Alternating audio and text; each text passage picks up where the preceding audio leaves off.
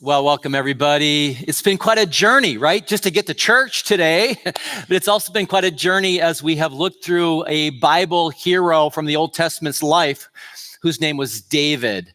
And we were debating like 3 months ago what to call this particular series. And it was fun. We like to be original around here. And so we landed with the title that you've seen, Famous and Flawed Dave. And if you've been around Crossroads for any of the weeks of this series, any of the past 9 weeks, you know that this series title fits David like a glove, because David has the famous side of his life, and he's also got the flawed side that we've looked at. Let's just review very quickly. Famous Dave, for example, Famous Dave. We saw this in week, I think, 2. He killed the big, burly, brutish, bulky, beefy, 9-foot giant with BO named Goliath. Remember that? Yeah. That was probably the most, I love that, by the way. That was my favorite line I wrote in the entire series. He also became the second, and I might add, and this is not very debatable, he became the greatest king that Israel has ever had. We also saw a famous side of David. He unified and expanded Israel's borders. David was a thoroughbred when it came to leadership.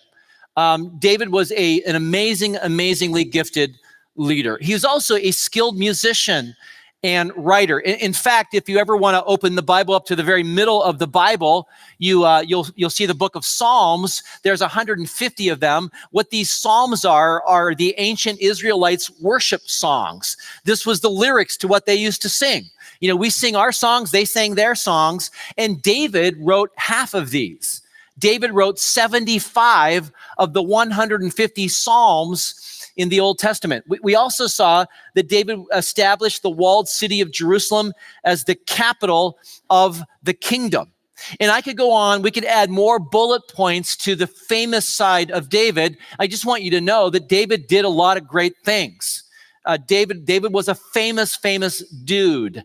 There's a reason why about 1,015 verses or so in the Bible mention David. Over 1,000 verses in the Bible talk about David. And that is second only to someone who has 1,528 verses mentioned about him. Anybody want to take a wild guess who's mentioned more than David in the Bible? Oh, don't be bashful. You know the answer to this one is Jesus. Yeah, Jesus is mentioned 1,500 times. In second place comes David. And there's a reason for that. There's also a reason why to this very day, the nation of Israel's flag has the Star of David. Yeah. And there's even a reason why, if you're going to get on an airplane right now and fly to Florence, Italy, which is a good place to visit. You have to fly into Rome, actually. You could go and you could look at the 14-foot marble statue that Michelangelo created of David. Now, we added this because we don't want you to see too much today in church, but there's a statue of David there in Florence, Italy, and it's pretty incredible. I've seen it. Now, I just want to just a little off the side here. When I retire in a few years and my statue is done, it's placed outside of all of our campuses, I just want to say, whoever does the work, would you please add pants to my sculpture? Yeah, okay, just please, by the way, just don't do that, first of all. Don't even think about that. Anyway, again, there's a reason why David goes down in history as a very famous man. I think the part of the series that's got all of us thinking a little bit, if you've been around, kind of scratching our heads a little bit, is the fact that David had a lot of flaws, didn't he? Had a lot of flaws. In fact, David, for example, was an adulterer. Remember this story, don't you? David and Bathsheba. Yeah, we looked at this several weeks ago. David sees a beautiful woman bathing. She's married, and he has his messengers go and get her and deliver her to him like she's a Domino's pizza. This is a very sad story. David was also a murderer. You remember the story? He murders the husband of Bathsheba, whose name was Uriah. Again, not a good chapter in David's life. David was also a horrible dad. We saw this last weekend. If you were here at Crossroads, I wish I could describe his fatherhood better than horrible, but he was flat out a horrible dad. And David also killed thousands of people, and not all of them in battle. In fact, one of my favorite authors, as I was reading different books on the life of David, said that David had blood up to his elbows, and he did. He did. And this has been, again, this side of David's story, because you heard the other side of David's story. If you were brought up in church or your parents read you the Bible or whatever, you heard the famous side of David's story. But this flawed side of David's story is what makes us step back and go, interesting, very interesting. Because if you know anything about David's story, you know that he goes down in biblical history as the man after God's own heart. God said that about David. And we think about, are you talking about the David that we just studied for 8 weeks? God, are you saying that David with all the flaws? Are you talking about the David who stole all the pretty girls from their husbands? Are you talking about the David who was a horrible, horrible dad? Are you talking about the David who broke a lot of the commandments of God? Are you saying that he was the man after God's own heart? God, are you saying that about that David? And the answer is yes. In fact, 1,000 years later, in a sermon that the Apostle Paul was giving, recorded in the book of Acts, we read, "But God removed Saul and replaced him with David, a man about whom God said, 'I have found David, son of Jesse, a man after my own heart. He will do everything I want him to do.'" And we say, really? He will do come on, God, couldn't you find someone else that you could call a man after your own heart besides that guy? And as I thought about David's life, and this is the last in the series, this is we're trying to put a bow, a ribbon on this whole series. As I thought about David's life though, and since we live in a world of emojis, I thought of an emoji that fits David's story. Here it is. This is confused emoji, because this is sort of David's story. Like, we get the famous side, but the flawed side, it just it confuses us. And so I started thinking, okay, well, maybe David goes down as this great Bible hero because of the way his life ends. Maybe his life ends really, really, really well with another Goliath-like moment. And let me ask you Bible scholars at one of our campuses, or you Bible scholars watching online right now, how does David's life end? Does it end well? Maybe you know. And the answer is no, it doesn't end well. In fact, on David's deathbed, what does he do? He calls his son Solomon into his presence, and he says, he goes all Mafia Don-like. He says to his son, "I want you to go and execute." And he tells him the name of the guy, and the name of the guy is the guy who dissed David earlier on. He says, "Go and murder this guy." On his deathbed, David is barking out orders to execute a guy who disrespected him. And that's our David. That's the man after God's own heart. And the reality is, David's heart may have had a bent toward God, but it was anything but perfect. And I don't know about you, but I feel good all of a sudden about my heart. Because my heart, and like your heart, is anything but perfect. Reality is, David's story had its fair share of grit and grime. Just like your story, and just like my story. Reality is, David's life never had this happily ever after moment. David's life had no happily ever after moment. And this is where I think that our stories and David's stories intersect. Because what I know about your story and my story, what I know about our stories, is that happily ever after doesn't happen that often, does it? That real life gets in the way, right? Real life gets in the way of happily ever after happening. And David's life had no happily ever after moment. And again, we relate to that, don't we? Some of you relate to that more than others right now, because you, like David, have not experienced that happily ever after moment. Oh, you've prayed for something to happen, and it hasn't happened. You've dreamed of a better life, and that better life 2.0 or whatever, hasn't happened. You have visualized a better, preferable future for yourself, but for whatever reason, it hasn't happened. And you're still waiting for this happily ever after to happen. Some of you are beginning to wonder, Will you ever put on the wedding dress? Will you ever have to rent the tuxedo? Others of you are wondering, will you ever have to assemble? What will you ever have to put together that baby crib that you bought years and years ago? Others of you are wondering right now, will you ever feel well again? Will you ever come out of the cave that you find yourself in today?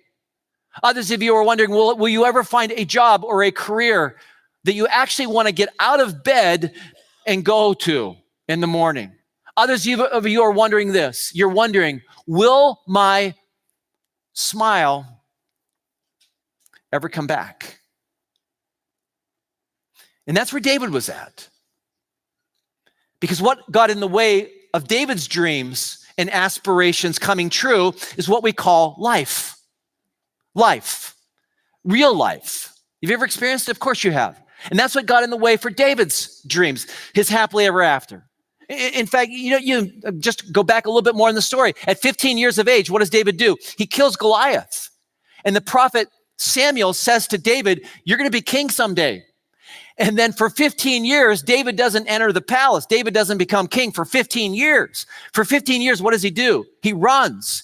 He becomes a fugitive because a madman named Saul, who was the current king, was trying to kill him. For 15 years, David runs and hides in caves. For 15 years, it's disappointment after disappointment after disappointment after disappointment. 15 years. And then finally, David enters the cave. David trades in the cave for a crown. He becomes king. At age 30, he becomes king. And then 30 years later, just when you think David's going to get his happily ever after ending and moment, what does he do? He becomes a fugitive again. Because what happens when David hits the age of 60 or 61 is one of his sons tries to kill him, and one of his sons drives him out of the palace once again. And once again, David becomes a fugitive running from someone trying to kill him at the age of 61. And I want us to go to this chapter in David's story today as we try to tie a little ribbon, a bow on this series, because it's right here in this chapter that we're going to look at when David is 61 years of age and on the run again. It's this chapter that I believe contains the answer to the question, how in the world does David go down in history as a Bible hero? What in the world did God see in his heart? Why would God say, now there's a man after my own heart? And it's right here in this chapter. And I just want to share this with you because here's what I want. Here's what I want. I just put my cards on the table, all right? I want what we see in David, I want this to mark your life. And what we see in David in this chapter is what I want my life to be marked by. This is the chapter that we want to copy what David did. This is the chapter that we want to mimic what we see in the life of David. So with all of that in mind, grab a Bible and let's go to 2 Samuel chapter 15, all right? 2 Samuel chapter 15. And as you're turning there, let me add a little bit more color or commentary to what's going on. When you get to 2 Samuel chapter 15, David now, it's been 10 years post Bathsheba. It's 10 years after he committed murder, adultery, and broke half of the commandments. And for the last 10 years, what David has been doing is David has been living out the consequences of sin. Every sin comes prepackaged with a set of consequences. The kicks, did you like that? Just pulled a hamstring doing that. The kicks from sin have kickbacks. And we see that in David's life right here. Because what's happening, and I teed this up a little bit earlier, is David's son, Absalom, is trying to kill him. David's son, Absalom, hates his dad to the point where he's trying to usurp his authority. He's trying to lead a mutiny against David. And he spends 4 years, Absalom does, throwing his dad, David, under the bus and getting the people to come on his side. And when we pick up the story, we read this in verse 12. Soon, many others also joined Absalom, and the conspiracy gained momentum. Verse 13, a messenger arrived in Jerusalem to tell David, all Israel has joined Absalom in a conspiracy against you. And then David says, then we must flee at once, or it will be too late. David urged his men, hurry. If we get out of the city before Absalom arrives, both we and the city of Jerusalem will be spared from this disaster. Next verse. So the king, this is verse 16, and all his household set out at once.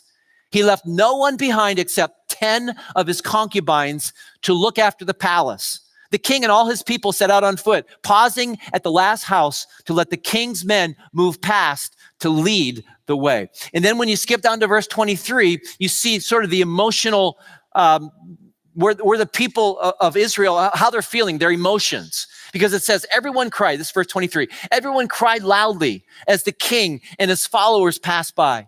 They crossed the Kidron Valley and then went out toward the wilderness. And there's a reason why those 4 words are in bold, because I wanted them to stand out so that you see them. Because David went out toward the wilderness. And I'm here to tell you, friends, that is the last place that David thought he would be. Some of you are in a place right now that you never wanted to be, you never thought you would be. David now finds himself in a place where he doesn't want to be, because he's been there, done that, and he has the t-shirt. He's got the wilderness t-shirt already, because when he was 15, he did it for, 15 years. He was running in the wilderness trying to hide. And now all of a sudden, at the age of 61 years old, instead of the happily ever after moment happening, David's on the run again. And I know today, 61 or 62 is the new 42, whatever. I'm 62. You think I'm 42. You're all thinking that right now, aren't you? Just nod your head. Come on. Yeah. But back in that world, when you were 62, it was like you were 82. I mean, they were old at 62. Now David's running. And David's dreams, and David's hopes, and David's aspirations have all been dashed. Because what gets in the way, and it always does, is this thing called life. It gets in the way. As we pick up the story, in verse 24, we read that Zadok and all the Levites, by the way, the Levites were just like temple assistant pastors or whatever, probably youth pastors, Zadok and all the Levites also came along carrying the Ark of the Covenant of God. They set down the Ark of God, and Abiathar offered sacrifices until everyone had passed out of the city. Now, we'll stop here for just a moment, because the Ark of the Covenant, this may be a kind of a new phrase, a new term for some of you. If you didn't see Raiders of the Lost Ark, you don't know what it was.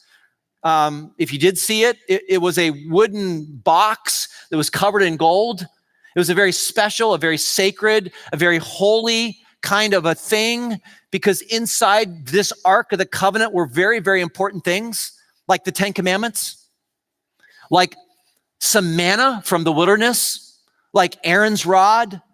And I also believe that Paul Bunyan's axe was in the Ark. And then it got stolen by some very bad people, and it's still being stolen today. Too soon? Anyway, but the Ark of the Covenant was also, and this is the serious side of it, where the presence of the living God dwelt.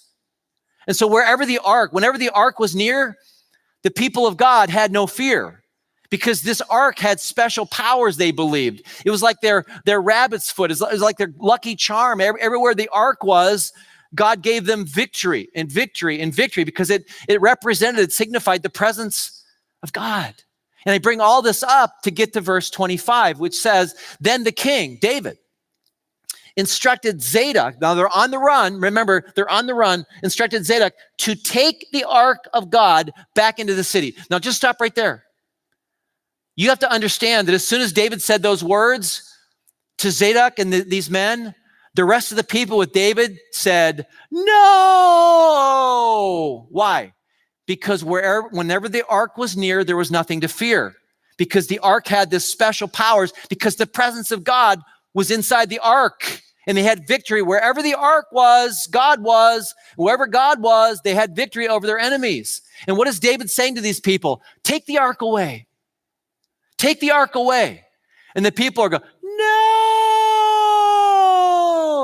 But David says, take it away. Take it away. Take it away. If the Lord sees fit, David said, he will bring me back to see the ark and the tabernacle again. But if he's through with me, if God's through with me, David says, then let him do what seems best to him. Everybody take a deep breath and let it out. Because right here, it may not seem like much to you, but right here, I believe, is where David shows his stuff. Right here is where I believe that David shows something that tells us why God saw something in his heart that he didn't see in other people's hearts. Because right here, what David is showing us in full color here, what David is showing us is his confidence in God. His confidence in God. Yeah, things may not be going my way. Yeah, I'm running again. Yeah, I'm being pursued again. Yeah, I'm a fugitive again. Yeah, I'm not where I want to be. Yeah, my happily ever after is not happening. But David right here says, but take the ark away. Because if God's for me, we're good. We're good. This is not a shrug of the shoulders, que sera, whatever will be, the future's in ours to see, blah, blah, blah. It's not that. It's not that at all. No, David is saying, hey, my confidence, even though everything is going wrong right now, my confidence in God is not shaken here. You can take the ark away. Go ahead, take the rabbit's foot. Go take the lucky charm away. Go ahead and take it away. Because if God's for me, then we're good. And going back to verse 26, if God's through with me, then let him do what seems best to him. You know what David's saying right here? And I love this, because this is what I want to be able to say someday and really mean it. Because what David's saying right now is, God, not my way. God, not my will, but God, your way. And God, your will be done. And friends, that's what separates David from the rest of the pack. You see, David lost his world. He lost his world, but he doesn't lose his confidence in God. David lost his world again at 62. He's running again. He's reverting back to when he was 15 and everything was going bad, all the disappointment and all the cave time and all that bad. He's doing it all over again. He loses his world, but he never loses his confidence in God. Oh, David falls. Oh, does David fall? But he always gets back up, and he always moves in a God direction again. Oh, David loses his way and loses his way and loses his way, but he always makes his way back to God. Oh, David sins big. Have we seen that? Oh, yes, we have. David sins big, but David always then repents big. He always confesses big, and he always gets back up and serves God big and worships God big again. Oh, David loses sight of God in the darkness of the cave. He takes his focus off God, but when he comes out of the cave and his eyes readjust to the light, what does he do? He always puts his gaze back on his God. And that, friends, that is why I believe that David goes down in history as the man after God's own heart. And that's what I want my life to be marked with that same kind of confidence. And I want your life to be marked by that same kind of confidence. That even when your happily ever after doesn't happen, you're okay. You're okay because your faith, like David's faith, isn't based on happily ever after happening. And I have to ask you, are you okay with that? Are you okay? Are you okay following and loving and serving a God that doesn't give you your happily ever after moment that you want right now? Because David was okay. David's happily ever after never happened, but in the end, his faith wasn't based on it happening in the first place. And that's why David is the man after God's own heart.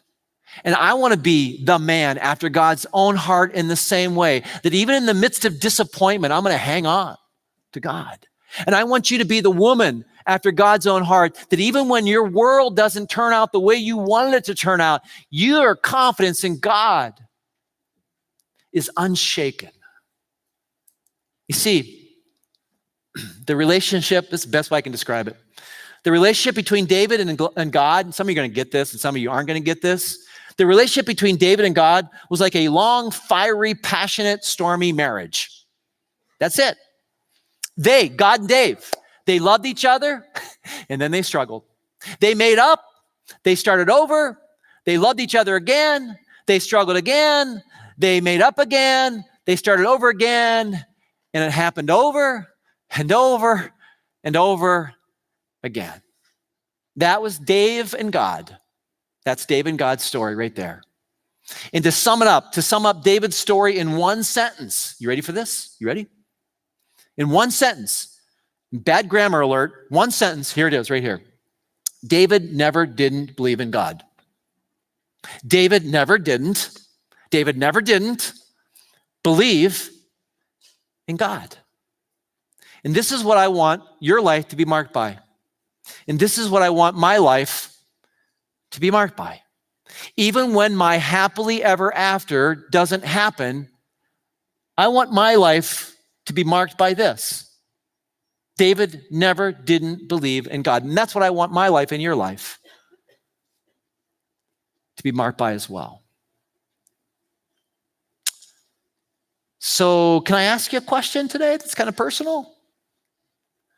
It's not, do you have any leftovers from Thanksgiving? My personal question is, so how is your relationship with God as of today? If you had to choose a word or sentence to describe where you and God are at, how would you describe your relationship with God right now? Maybe it's a bit unsettled. Maybe it's a bit stormy. Maybe it's a bit non-existent. Maybe you and God used to be kind of close and now you're kind of, But wherever you're at with God, what I want you to learn from David's life, and I'm going to give you this is like free pastoral counseling right now. Wherever you find yourself at with God right now, here's what I want you to do when you find yourself drifting away or struggling with God. I want you to make up with God. This is what David did. Make up, start over, love again, and never don't believe in God. Even when your world is turned upside down, even when you end up running again, Saul's after you again. There's another Goliath out there after you again. There's another Nabal fool who's driving you insane. David models for us this right here, friends. He models for us that you don't get your happily ever after, but it's okay. It's okay. Because everybody look up here. Because happily ever after only happens where? In fairy tales and in movies. But in real world, what happens? What happens in the real world is what happened to David. There are Goliaths, there are Sauls, there are Nabals, there are valleys, there are dark, lonely, scary caves. There is cancer. There is divorce. There are custody battles. That's real life. That's real life.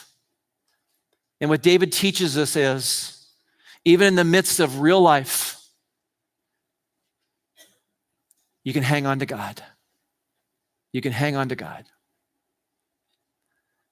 So will you and will I You see, what's really easy for us to think when our world isn't going the way we dreamed or visualized it to go, what's really easy for us to think is this, that I have been forsaken. That I have been forsaken. And what I'm here today to tell you, if you've heard nothing else I've said because you're in a turkey-induced coma, what I'm here to tell you today is this: when you think you've been forsaken, that you are mistaken. That's what David would say if he were here.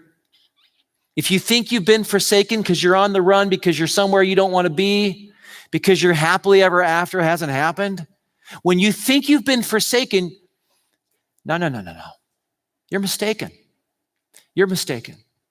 And what I want you to do when you feel forsaken, the next time you feel forsaken by God, I want you to go back to David's story. Specifically, I want you to go back to something that David wrote that you've heard before. I want you to go back to something that David wrote that many of you have memorized. It's probably the most famous thing in the Bible. It's Psalm 23. David wrote it. And when you feel forsaken, I want you to turn there and read, no, I'm not forsaken because the Lord is my shepherd. And because the Lord is my shepherd, I have all that I need. He lets me rest in green meadows. He leads me beside peaceful streams. He renews my strength. He guides me along right paths, bringing honor to his name, even when. And some of you are right here right now. Some of you right now are in the valley. But David says, even when I walk, because I've been there, done that. Even when I walk through the darkest valley, I will not be afraid. Why? For you are close beside me. Your rod and your staff protect and comfort me. You prepare a feast before me in the presence of my enemies. You honor me by anointing my head with oil. My cup overflows with blessings. Surely, I want you to hear this. Surely your goodness and unfailing love will pursue me all the days of my life, and I will dwell in the house of the Lord forever. Friends, when you feel forsaken, you are mistaken because you have a shepherd.